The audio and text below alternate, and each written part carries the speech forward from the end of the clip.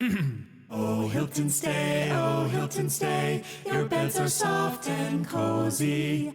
No lumpy couch, no stiff futon, no shower line at crack of dawn. Oh, Hilton stay, a holiday you're saving. When you want holiday comfort you can count on, it matters where you stay. This season, enjoy spacious, comfortable rooms and friendly service when you book with Hilton instead. Hilton for the stay. Thursday Night Football is on, and it's only on Prime Video. Brilliant, just brilliant. This week, the West Coast action heats up when the Rams meet the Seahawks in a huge divisional showdown. Coverage begins at 7 p.m. Eastern with football's best party, TNF Tonight, presented by Verizon. And don't miss the Broncos and Chiefs on Christmas night. It's Thursday Night Football, only on Prime Video. Not a Prime member? Not a problem. Simply sign up for a 30-day free trial. Restrictions apply. See Amazon.com/Amazon Prime for details. Dr. Raj. Dr. Raj Dasgupta. The most interesting pulmonologist in the world. Welcome to the Dr. Raj Podcast, a show all about empowering knowledge, addressing difficult topics, raising awareness, and being positive. Dr. Raj is a quadruple board-certified physician, associate professor of clinical medicine, and the associate program director of internal medicine residency. He was a co-host on the TNT series Chasing the Cure with Ann Curry, as well as a regular on the TV show The Doctors. And now, here's our show. Just a heads up that this episode features content and themes that may not be suitable for all audiences. Use your own discretion and check the show notes for more information before listening. Hi, and welcome to the Dr. Raj Podcast. And what is this a podcast of? A podcast of happiness and wellness, great stories, amazing people. And today, I have someone that really is what this podcast is all about, to motivate others. And this is going to be the context of I want to do something to raise awareness when we talk about domestic violence. And before we jump in, I wanted to kind of give you some facts, scary facts that I learned about in regards to domestic violence. So it's defined as violence or other abuse that occurs in a domestic setting, such as a marriage or cohabitation, or when you live together with someone else, like cohabitation. In the broadest sense, domestic violence also involves violence against children, parents, or the elderly. It can assume multiple forms, including physical, it could be verbal, emotional, economic, religious, financial, or even sexual abuse. Worldwide, the victims of domestic violence are overwhelmingly women, and women tend to experience more severe forms of violence. Domestic violence often occurs when the abuser believes that they are entitled to it, or that it is acceptable, justified, or unlikely to be reported. In abusive relationships, there may be a cycle of abuse during which tensions rise and an act of violence is committed, followed by a period of reconciliation and calm. The victims may be trapped in domestically violent situations because they feel isolated and power control from others. Traumatic bonding to the abuser can occur. And all these facts were just shocking to me. And so today's guest is so courageous to come on this podcast to talk about, her personal experience when it comes to domestic violence. And our guest today is going to be Lucee Perez. And I'm going to read Lucee's bio first before I introduce her. Lucee is a wonderful 55-year-old woman. She's a mother, daughter, and sister. She is raised by 2 immigrant parents. She has 5 sisters, and she was the 4th. She grew up in Pico Rivera. She went to high school at El Rancho High School, and she did, 1 year of, LA Trade Technical School. And the key thing is that she started working at 15 years of age. She has been married for 22 years. She has a wonderful daughter who's 30 years of age. And I heard she's quite a softball player. She has an amazing son who's 16, who unfortunately, was diagnosed with ulcerative colitis, which is just it's not only a disease of the colon, it can affect almost every part of the body. And sometimes you have to be on immunosuppressive medications. I know quite a bit about UC being a physician, so my heart goes out to her son. and she was married for 24 years, 24, but she's been divorced for 6. She worked for Vaughn's, for about 25 years. Right now, she's doing a lot at home, for the last 13 years, but currently works at Biola University for the last 2.5 years. And the main reason, why she's here today is because, she actually sees my wife, who's a rheumatologist for an autoimmune disease. And, they share their personal interactions. My wife came home and just said how amazing Lucee is, how strong she is, suffering from autoimmune, issues and going through pain and fatigue. But she never complains, never looking for handouts, continually wants to work. And my wife's like, Raj, you have this podcast. This is the perfect person for your podcast. So with that being said, Lucee, how are you? And thank you for being here today. I'm really good. What you just shared about your wife brings me to tears because in moments when you're moving fast paced through what you're handed, you didn't plan, it's handed to you. You just want to matter. And for her to say that, like for her to see me, that's just a blessing to me. Oh, thank you. Thank you. She loves you and she's going to hear this podcast. And so far, talking with you behind the scenes, you live up to everything she says. So are you ready for some questions? I'm ready. All Thank right. you. Okay. So, I'm going to go right to the matter, so when we talk about domestic abuse, my question is, prior to the abuse, did you ever see tendencies or red flags that would make you think that or question that, your partner was capable of being abusive, during this dating phase of the relationship? I wasn't looking for that, obviously. So I would candy coat it. Like, oh, he had a bad day. Or I blame myself. Like, oh, it's something that I did. It's just playing with the mind. That's it. Because you're thinking you're in this for the long run. You're not looking. You're not. Because that's kind of like, is something wrong with this? I never thought of that. I just thought, oh, he had a bad day. I work with it daily and move forward. And I can see that. And I'm sure you're not alone with that because why would that be on the radar? Exactly. So what was going to be the first little inkling, like, wait a minute, this doesn't seem to be in the normal wheelhouse of reactions for a domestic partner. Does one incident jump to mind? Okay, so for one day, if he comes home really, really upset, he always came home like he's looking in a bad mood. And I thought, wow, like I want my person to come home and they can't wait to come home. Like I'm their, their relief, their kids, whatever, even when we didn't have kids. So I started putting myself outside of the box. What would I tell my friend? I would think of the situation. I'd say, wait a minute, I didn't even do anything. How are you unloading it all on me? Now, do you want to vent? That's the different story. But to give me all the bad when I've done nothing, but wait for you to come home to me when I've had a really bad day also, my body would be hurting for what I did for a living, but I would never take it on to the person that I care about so much. So that's when I started going outside of the box. Like, why are you doing this to me? Whatever happened to you outside? So does it progress from, just verbal abuse then to physical abuse? Did it happen all at once? No, it happened. Okay. Always verbal. Right. And then he'd apologize because we go to church. We would go to church and stuff. So we believe in that. So he would just come with the right words to tell me. So what I really think is that this person, I don't know if you understand, but they kind of like study me. Instead of making the situation correct, he became, how do I manipulate her? That's a correct word. Because he got to know my weak points, what I understand, and then took it for granted that, well, I read the Bible, so I follow what it says. I follow him. He's the lead. This is what I believe. He's the lead of the household.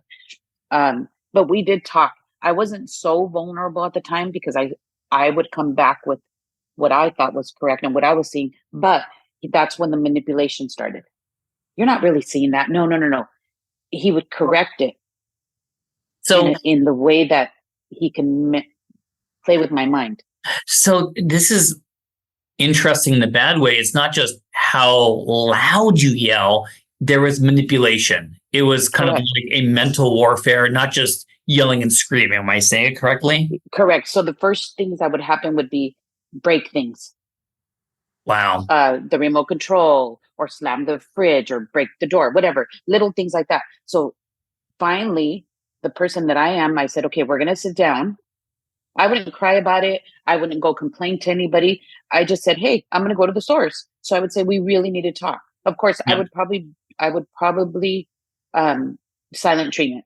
And it didn't work for him, because he knew he didn't want me so far gone, because then I'm going to start putting it together. So let me get her while, so then he'd start having a conversation. So I finally sat down and I said, hey, we work really hard for these things. We don't have a lot, but like the remote control, my parents taught me always, don't slam your door. That was probably the worst we did at home. We had a very strict father. Yeah. So I just told him, I'm not used to that. That scares me. And so that ended right away. So then I thought, okay, now he has me on the road of, he's listening. This is not a pattern of his. It was just an accident. It was just a moment. So that's where my mind starts. Okay, he's on board with me, with moving forward, and we're going to be, healthy for each other. So when these door slamming and remote breaking takes place, I mean, you were married for 24 years. I mean, was this a lot earlier in the marriage, or a lot earlier, in the very beginning? Wow. Now let me ask about the kids. Were the kids always around, or did he or you make an effort to make sure they weren't around during yelling, or did they hear some of these things? Well, our kids are 15 years apart. So my daughter never saw anything. Okay. Yes. The only time I started seeing the mental abuse, I think, is with her sport. Now that we talk, that she's an adult, she said, you don't know the things I went through. She hit it too. So she became what I became, what I taught. Like, she didn't notice anything. Everything looked great. Everything she would write to us on cards, like, you were the biggest example. I love your marriage. You guys are Bible based. But deep down inside, it was like, it wasn't that. Go ahead. No. Oh my God. I mean, your story is so captivating. I cut you off. You finish first, and I got another question. Yeah. So I always thought, like I said, I never looked at it as, is something really going on? I just thought, this is part of the marriage, and we talk. I'm a communicator, and I got my point across, and he's listening to what I'm saying, and the next day would be a better day.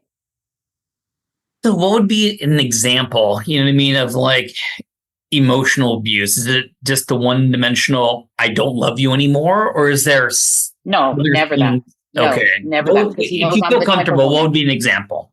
Okay. So the never not love you, he never used those words, because he knows what kind of woman I am. If someone told me, I don't want to see you, I don't love you, that would be it. No matter how much it hurt.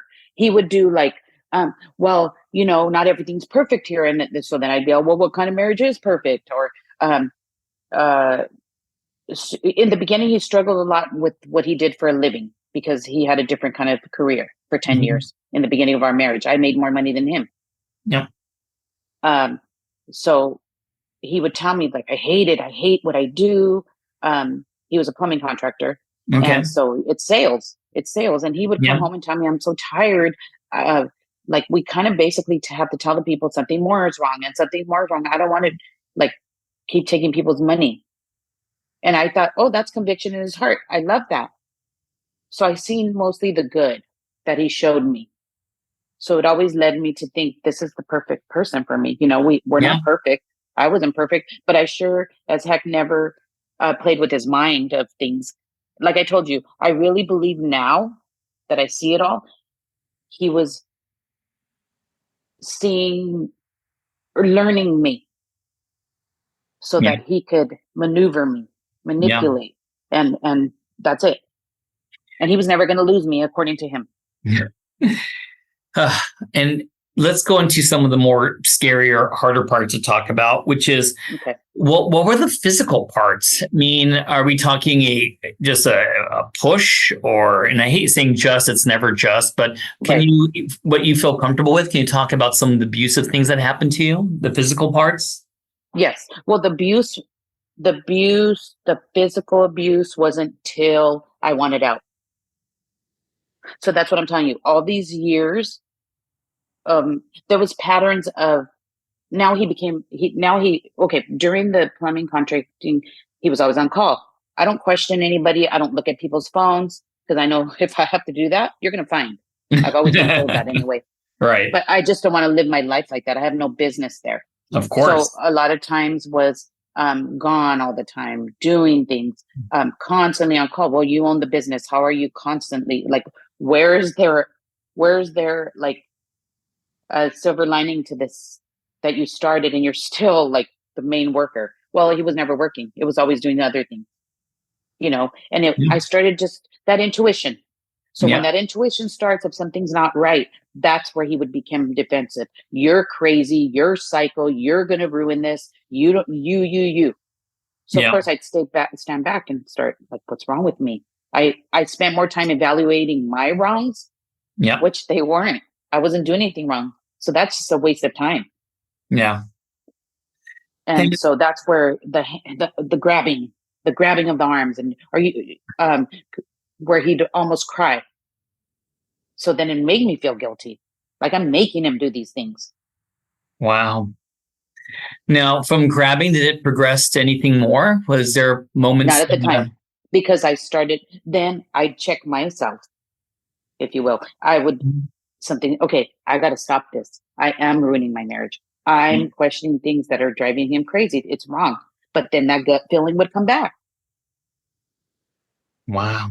So, I mean, to ask the question, which I think you've answered, but I mean, at this point, or even throughout this whole marriage, did you blame yourself for this behavior? I mean, I think you're going to say yes, but you didn't know, right? No, I didn't know. I always thought I was in this for the long run. I didn't know that I had to get to learn him. I accepted him fully. So if something crazy happened or out of the character, I would pray about it because that's what I do. Then I'd feel bad. And of course, I'd apologize right away. But he learned to do that too. Like I told you, he learned me. If that makes sense to you, I don't know. I keep saying it. No. It's sad because he studied me almost like what works, what doesn't work. He would buy time because I started to get to my wit's end to where this is not right. This is not right. And I used to tell him, you work really, really hard. You should have a happy life. Maybe it's not me. Yeah. So that's when I started talking to myself about, do you want this forever? And was there any points where, as things were progressing from hand grabbing, did you ever get kicked? Did you ever get punched? Did you ever have to go to the emergency department?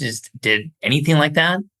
Oh, I would have never went to the emergency, even if my leg was cut off. That's how mental I became. So I think when I started to get a hold of myself, find myself through all this and know that this is wrong. When I had my children, when I had my son, because they're 15 years apart, that's when I said, I will never allow him to think that these things are okay. Even though he hadn't seen them, but he's seen a broken mom. Yeah. Okay. So that's when I was accountable for myself. And I started just being smarter and saying the right things and not letting myself. And I started saying, nobody works this long or nobody takes that long. And he had so many hobbies, which in my mind, I kept saying, of course you should have hobbies. You work so hard. I'm no one to tell someone not to do anything. I didn't have hobbies. My hobbies were my children and what their hobbies were. My life was my children. And when I did work, I didn't even go to Starbucks with my girlfriends, but that was my choice. I wasn't told I couldn't do anything. He would allow me to do anything in the world that I wanted. But now I see he knows I wouldn't. See what I'm saying? Yeah. And so that he can, which I never had a problem with. So was there a pattern? Did you notice a pattern when it came to these, every time there was a bad fight, an abusive incidents? I mean, can you describe that pattern? Yes. The pattern is the smarter I got, the more upset he got. He didn't look at it as, wow, she's trying. She's figuring this out to save our marriage. No, he became scared. because I was figuring out that whatever he was doing was not right. I didn't care what it was, but I knew it wasn't right. I didn't need to see another physical human being that he's spending time with. I didn't care. I just knew what he was bringing home wasn't okay. I didn't know about any of his side life, mistress, whatever. I just knew what he was bringing home to my son and I, because my daughter was away to college by then, was not okay. He was not paying attention to our son. He was verbally abusive, constant. At that time, he would just pound his hands really hard. And I would hold my ground, though. Mm-hmm. And he would come up to my face, still not do anything yet. But when I decided I was done, it took me a year of planning. Like, I would lay in bed and say, this is it forever? This is my marriage forever? It can't be. He looks so unhappy. And then I started thinking to myself, I'm not happy either. And I said, I can't have my son become a man with the example of this man. Yeah. Well said. And I wasn't a good partner for him. I wasn't a good partner. I knew it. And I had to take my heart out of it because I loved him so much. So that when I started figuring things out, that's where it started. That's where I see. Pushing, shoving. This is mine. I worked hard for this. I did this. That's my cell phone. And who do you think you are? Like mean things, just mean. When the holidays start to feel a bit repetitive, reach for a Sprite Winter Spiced Cranberry and put your twist on tradition. A bold cranberry and winter spice flavor fusion, Sprite Winter Spiced Cranberry is a refreshing way to shake things up this sipping season. And only for a limited time. Sprite. Obey your thirst. Does it ever feel like you're a marketing professional just speaking into the void? But with LinkedIn ads, you can know you're reaching the right decision makers, a network of 130 million of them, in fact. You can even target buyers by job title, industry, company, seniority, skills, and did I say job title? See how you can avoid the void and reach the right buyers with LinkedIn ads. Spend $250 on your first campaign and get a free $250 credit for the next one. Get started at linkedin.com/campaign. Terms and conditions apply. So when you had that first real physical abusive event, what was your initial thoughts? I'm going to give you some choices. Was that's it? I'm out. Was it, let's, go back to talking again? What was the initial thought process that you had? Well, I'll have to tell you the incident. So, okay. I had a very important appointment to do an ultrasound because my stomach hadn't been good and they couldn't figure it out. Okay. So I was going to PIH and they told me you have to be there 15 minutes before. I was going to be at the hospital. Okay. If you're not there, the appointment's not going to be for a very long time. So make sure you be there and drink a certain amount of water. So I took my son to school in the morning. I got back home and he had just came home from work because he spends the night for what he does for a living. He spends the night at his work at the station. Sure. So he's walking in. I'm getting here. We hadn't talked. Also, he had been gone for 4 days straight. We hadn't spoken to each other. I never bothered him at work unless it was an emergency. We didn't have conversations anymore. Just every time he'd leave, I'd say, thank you for working so hard. I appreciate that I could be home, that my son sees my car there when I pick him up. Always. That was an everyday text when he left. So he comes home. I have just drank so much water to make sure that I'm ready for this ultrasound. And then he came home and he's like, so you're not going to talk? You're not going to this? Like, what is there to talk about? It's a circle. It's a circle until you own, what you've done, then we can have a conversation. But other than that, you're not going to do that to me anymore. You buy time and you tell me what I want to hear, and that's not going to work anymore. So then I had my keys in my hand. He goes, well, you think that's your car? You think you do this, that? And he threw my keys way under the couch and pushed me while all the water came out. Do you know how humiliated I was? And I just wanted to get to my appointment. I was bawling. That's the very first time when I knew this man cares nothing about me at all. Wow. It was humiliating more than the hurt. Yeah. And of course I didn't make my appointment. I was so upset. And that was so important to me. Yeah. So Who do you confide in? Like, I know there are many people in your life, but when this started happening with the physical abuse, who do you turn to? So at that time, like I told you, I have faith, and it was just between God and I, the conversation completely. But I will tell you this, and I will tell other people, you have no one to talk to because shame. Especially your closest people. Those are the people everything's great. You have to pretend.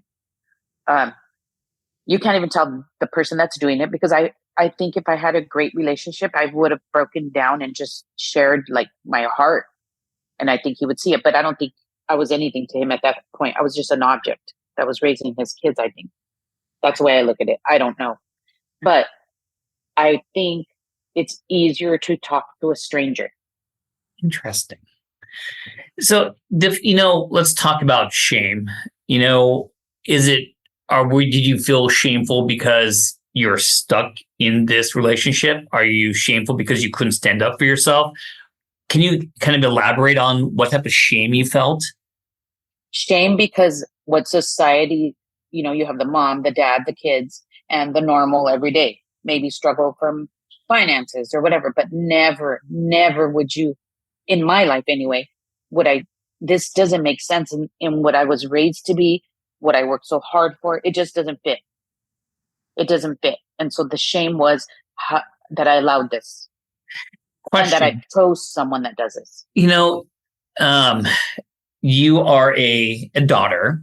So what about going to mom? You know what I mean? Was that, sometimes I've never even closely had anything that you went through, but I just have a really strong relationship with my mom. My dad has Alzheimer's. I don't think you'll remember my conversation right now. Okay, yeah. But my dad's starting that. But my question for you is, what about mom? Did you feel like talking to her? So I'll tell you this. My dad ran the household. My mom just did what he asked. He worked hard. He had 5 girls, so he was very private with us. He didn't. He actually had his own man cave, and we all joked because where our bedroom quarters were, he would just knock on the wall. If he was in the hallway of the females' rooms or his daughters, it was because plumbing, or it was a really bad like braids or something. But he had privacy for us as a man. I don't know. He just always thought.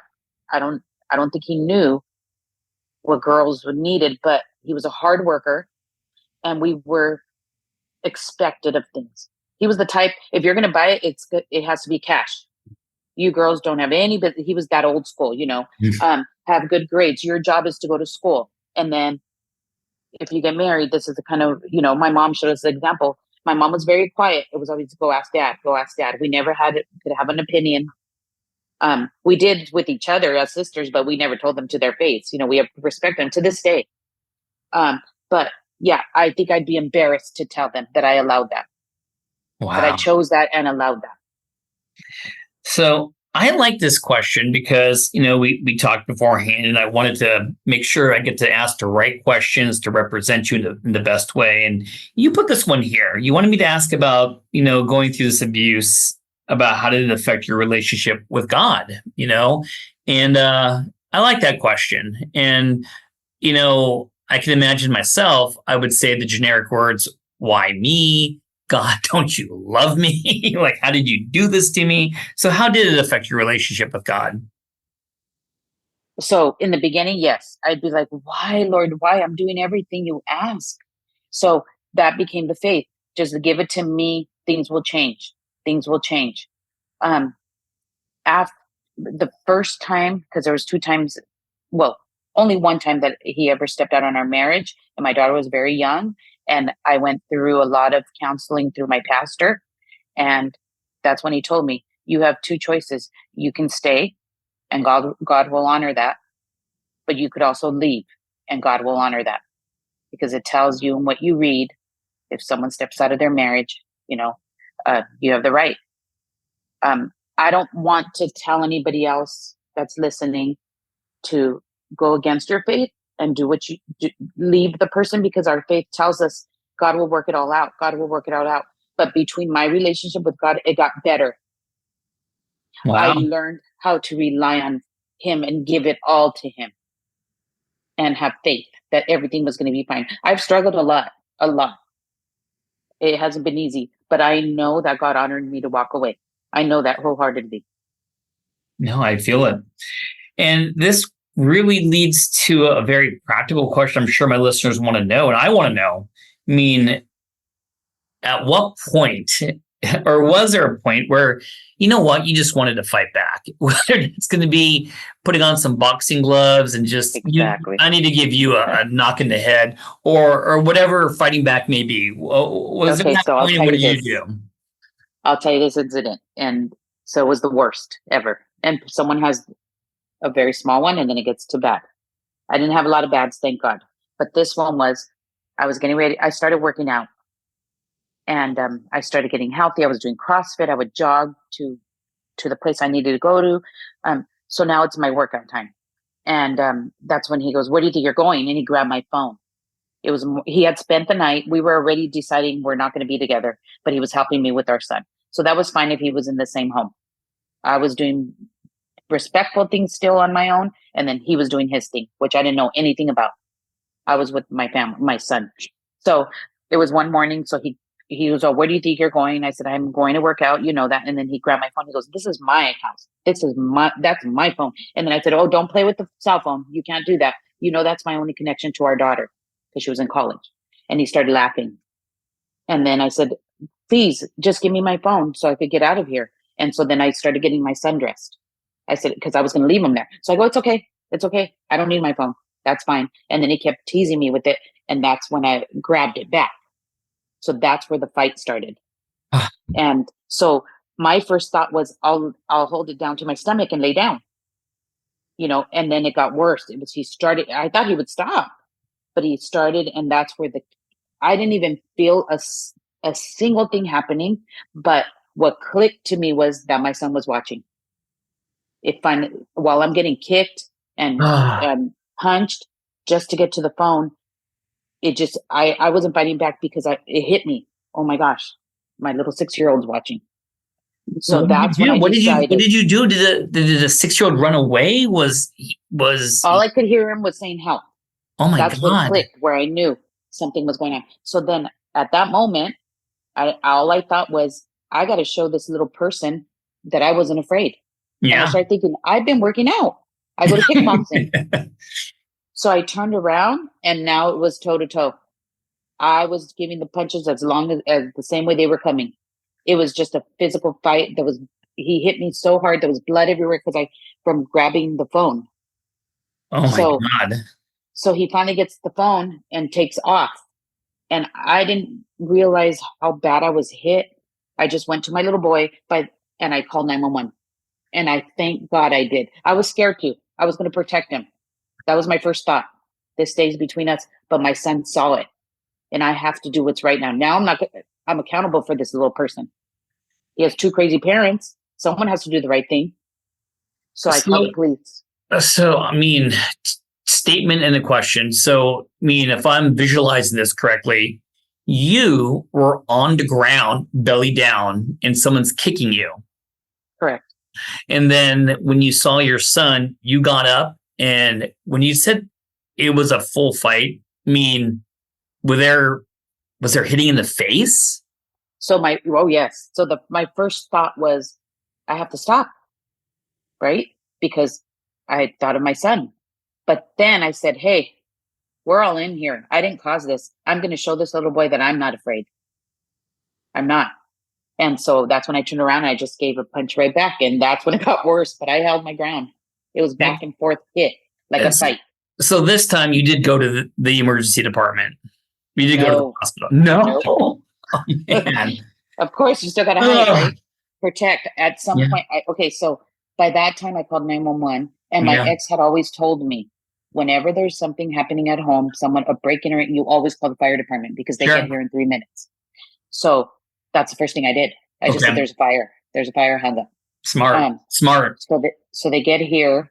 I have paramedics. I have fire department. I have Norwalk Sheriff's Department. Everyone's here. He took off. I have blood everywhere.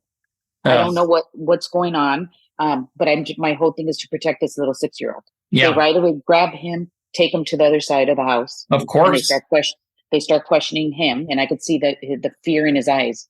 So Yeah. they're asking me questions. Would you like to go to the hospital? I said, no, I just want you guys to leave my home. I want this documented, and I need you to leave because I need to talk to my son and let him see normal. This is, all these police officers inside the house. And then they kept asking, what does he do for a living? We need to find him. What's his driver's license? Whatever. I don't want to talk about it. Of course, I'm protecting now. Now I started being scared because his career is on the line now. You can't do what he does for a living and have this on your record. There's no way. Yeah. So I told them he has my phone. So I'm pleading to the officer, if you have an iPhone, you could find my iPhone. You can find him. He's like, we don't work like that. We can't do that. I said, okay, then this discussion has to be over then. If you're not going to go get my phone, then I would like to be left alone. So there was an older firefighter who pulled me aside. He took me outside and he said, I need you to breathe. And I said, okay. And then he said, we're going to leave you alone like you asked. He's all, but please, here's our number. Tonight, after you shower or whenever, right now, you're going to feel something way different when you're calm, and you're going to see things that you probably won't be able to handle because of the person who did it.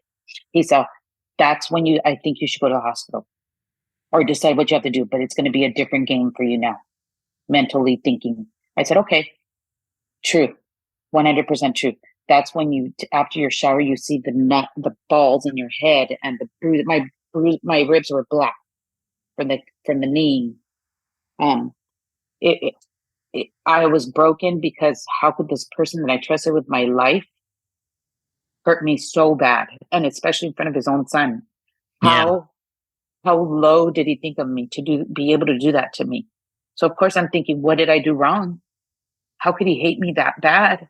You start thinking, I was so good. I did everything right. Then I got mad and said, this has nothing to do with me. This is all his issues. This is his, whatever he's holding inside and lies and whatever he lives. I had to reprogram my mind to not connect with this because this is all him. Wow. I mean, I got to ask this question. I wasn't planning to, but this is traumatizing, not just for you, but for your son. And does he remember it? Is it something he just puts in the back of his mind? Where are we now? Okay. So after that, what was so sad is that I've committed my life to my children and a wife. CPS had to come in. Okay. And I didn't understand that if you allow your children to witness a crime, you're accountable for that. Even though I had no blame to it, it's in my private home. So now I'm being investigated. So they come into my home every Friday. They have to see how I live. They asked my son some questions. Then they went to his school. And that's where I felt degraded. They have to speak to his teacher. Mind you, first grade had just started. So that teacher doesn't really know me. But I thank God with the kindergarten teacher, I became her assistant. I volunteered every single day. So she got to know me because I was a stay-at-home mom. So I would clean her classroom. I do everything. So we became friends, thank God. And she happened to be in the office when the social worker came, and I said, I'm here for an investigation. Here's my card for Lucee Perez. And then she looked and she said, are you here because of Brody Perez? And she said, yeah. She said, oh my. And she said, I know her, you can speak to me because the school year had just started. She goes, she was my assistant. I could tell you everything. And so that helped me so much. So I went 3 months of that. Wow. Mind you, I get a phone call also that I have to go against him at his work, which that I was definitely afraid. And I didn't, that one thing I did skip. I allowed him to keep his position at work. I just thought, you go on with your life, I go on with mine. Now that my son's 16, they don't see each other, but my son agreed to therapy. He said, the only way I'm going to be in your life is if we go to therapy. So they started therapy. And the thing that happened there without me, I've never closed the door. But he was doing to my son what he has done to me all my life. You go in circles. What are you talking about, son? But we have a relationship. But this is good. But let's look at the good things. Let's not focus on the past. Just mind games with him. Now my son's mature enough to say, hey, what you're doing now is the same thing you've done all your life to my mother. And it's not going to happen anymore. And then he said, good for him. You hit her in front of my eyes. You don't think that affected me? And he said, what are you talking about? That didn't happen. Wow. And that's when my son was done. Wow. Because he really thought he forgot. So, well, I should have scheduled this for like a 2 or 3 part podcast, but I do have 2 more questions I wanted to ask. We're getting there. I like this one too. I think you are your own great interviewer. And this question is, if you could go back in time, and you could interview yourself, talk to yourself, right when these horrible abuse started happening, what would you tell yourself back then? You have to listen to your instincts. Like I said, I could see him studying me. It wasn't loving me. It was, I'm in this. What I see in his mind was, okay, that's my wife. We already have kids. Okay, I'm stuck here. I'm going to live a different life outside of this house, but I'm going to keep this life too. And a person knows, they know. Now, financially, I couldn't do it. So I walked away from this with the shirt on my back. So I know I'm stronger. I should have did it a long time ago. You stay for the kids. Everyone always says, stay for the kids, stay for the kids. I did it the first time. So I do pat myself on the back for that. But when you see the continuation of something, when a person's not respecting you, you have to love yourself more so that you could be a good parent. Yeah. Because people say, oh, I stood for the kids. Well, you're not being a good, healthy parent. Why are you staying then? What's feeding you every day is not good. So really, I think follow your instincts. Know that you can be better. It's a struggle, though. It is. And I'm lonely a lot because I've continued just to be a mom. But I know one day. And never just say just the mom. Moms are the best. They're the hardest working people that are underappreciated. But I'm going to throw in one more question. I know it may be a little redundant, but one reason why I put you here is because there are people who are probably going through what you're going through, and for the reasons you mentioned, are not telling anyone, keeping them inside, and probably wanted to listen to this podcast because you had the courage to get here. So what advice would you give someone else who's going through what you're going through at this time and hasn't told anyone yet? What advice would you give them?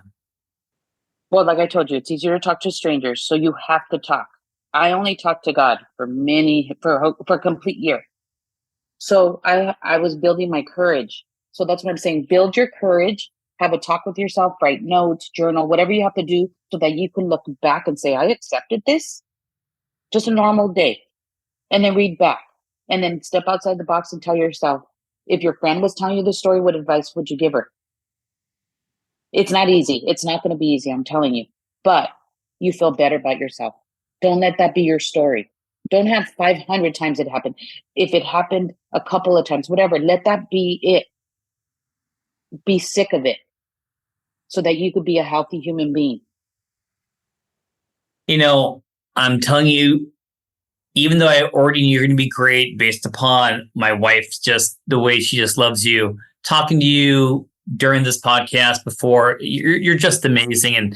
And thank you for having the courage to go on this interview. I think you're making a difference in other people's lives, and I really appreciate you coming on the podcast. I appreciate you so much for giving me the opportunity. Thank you so much. Well, anyways, I'm going to say goodbye. I wish only the best for you and your family and everything you're going through. And everyone, I hope you enjoyed today's Dr. Raj podcast. It was more on the serious, but I think this is such a topic that I'm very passionate about. And I hope we all learn something, from what, Lucee has told us and putting more light about domestic abuse. And stay tuned for the next episode of the Dr. Raj podcast coming soon. Thank you. Thank you for listening to another episode of the Dr. Raj podcast. If you enjoy the show, then please make sure to follow us on your favorite podcast app and leave a rating while you're there. This show is for educational and entertainment purposes only and is not intended as medical advice. This has been a production of MedPrep2Go, and you can learn more at medprep2go.com.